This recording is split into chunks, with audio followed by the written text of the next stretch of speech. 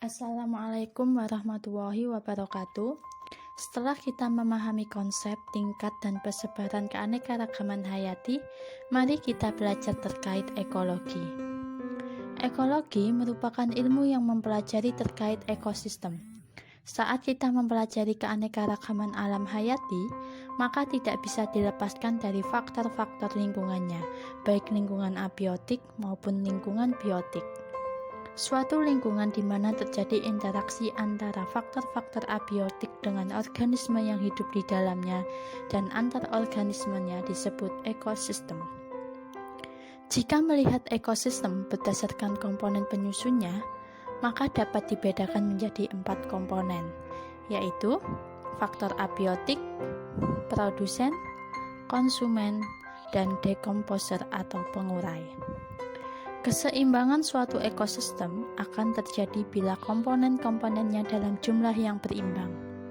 Di antara komponen-komponen ekosistem, terjadi suatu interaksi, saling membutuhkan dan saling memberikan apa yang menjadi sumber penghidupannya. Adanya saling ketergantungan antara faktor abiotik dengan faktor biotik dan hubungan antar komponen di dalam faktor biotik sendiri menunjukkan bahwa kehidupan manusia bergantung kepada kehidupan makhluk lainnya maupun kehidupan antar manusia sendiri. Dalam suatu ekosistem terdapat beberapa interaksi. Yang pertama adalah interaksi antar komponen ekosistem. Dalam lingkungan yang normal atau alami, antar komponen menjalin suatu interaksi.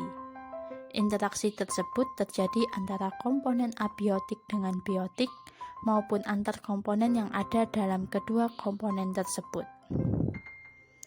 Mari kita bahas satu persatu. Interaksi komponen abiotik dengan komponen biotik. Komponen biotik banyak dipengaruhi oleh komponen abiotik.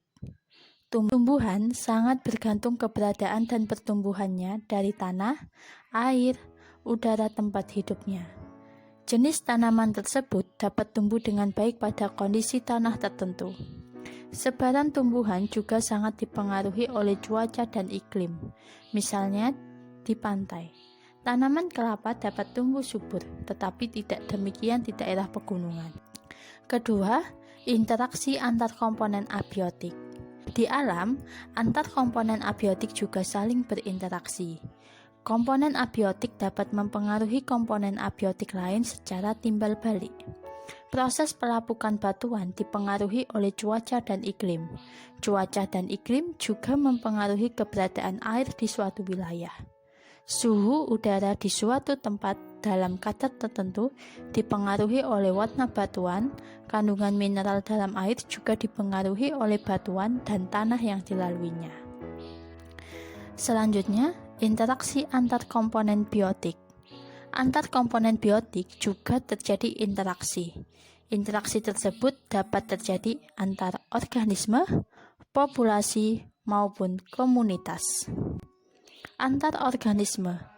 Di alam, pada umumnya suatu komunitas terdiri atas beberapa populasi baik tumbuhan maupun hewan. Di antara individu tersebut akan terjadi berbagai kemungkinan tipe interaksi biologis antar individu yang satu dengan individu yang lain, seperti netralisme, mutualisme, protokooperasi, komensalisme, parasitisme, predasi, dan herbivori. Selanjutnya, antar populasi.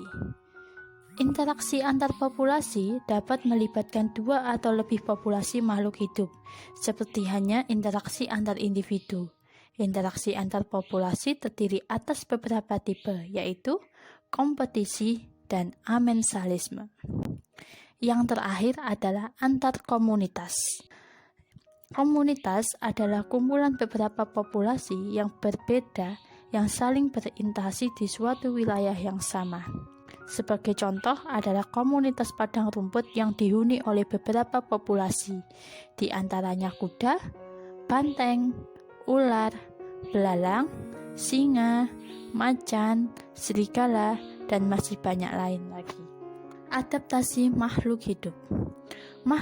Makhluk hidup untuk bisa bertahan sebagai akibat adanya perubahan lingkungan dapat melakukannya dengan adaptasi.